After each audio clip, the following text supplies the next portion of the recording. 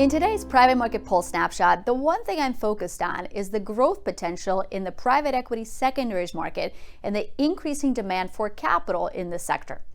The PE secondaries market has shown remarkable resilience amidst the fundraising challenges in the broader private markets in recent years. In 2023, for example, it was the only strategy to register a positive year-over-year change in fundraising, increasing by 60% from 2022, while other private market strategies saw a 24% decline.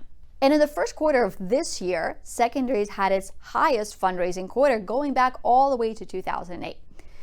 However, despite this robust fundraising environment, the secondaries market remains severely undercapitalized, with capital being deployed faster than it is raised.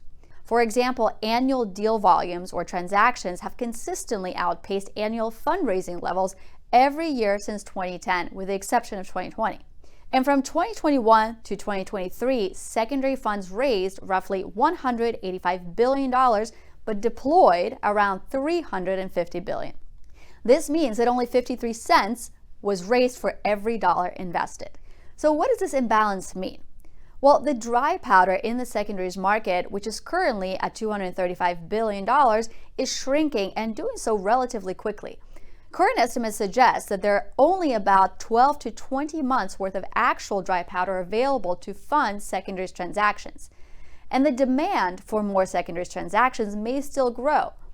Because, for example, buyout GPs hold roughly 28,000 unsold companies that are worth over $3 trillion in unrealized value, and they're expected to leverage the secondaries market to sell a portion of those positions. Now, that is likely to further tip the supply-demand imbalance in PE secondaries dry powder over the near and medium term. Now, importantly, the lack of available capital is not due to the lack of investor interest. In fact, investor allocations to secondaries have actually increased approximately 2 to 4 times over the last decade. And according to Hamilton Lane's Ryan Cooney, who we previously had on our show, investors are funding those increases by reducing their allocations to primary private equity as well as public equities. Similarly, according to a recent UBS Global Families Office report, nearly half, or 45%, of family offices plan to over-allocate their portfolios to secondaries. That's more than to any other private equity strategy or sector. Driving fresh capital to this undercapitalized industry is, in a word, performance.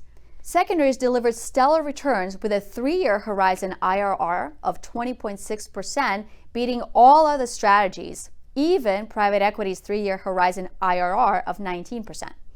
And in fact, secondaries are the only alternative asset class where even the lowest performing quartile of funds still manage to generate positive return. So where does this leave us? Well, we agree with investor sentiment that there's a lot to like about the PE secondaries market. Specifically, first off, PE buyout secondaries are still trading at a discount to NAV even after rebounding in 2022. This discount is 9% today in 2023 versus 13% we saw in 2022, but it is still higher than the average just 5% discount seen between 2017 and 21. And secondly, the improving global macroeconomic backdrop and the disinflationary trends combined with stable GDP growth should support the private equity exit environment, meaning seasoned deals within the secondaries vintages may be closer to monetization than they've been before. And that indeed is a solid setup for this private equity secondary strategy. And that's your one thing in private markets this week.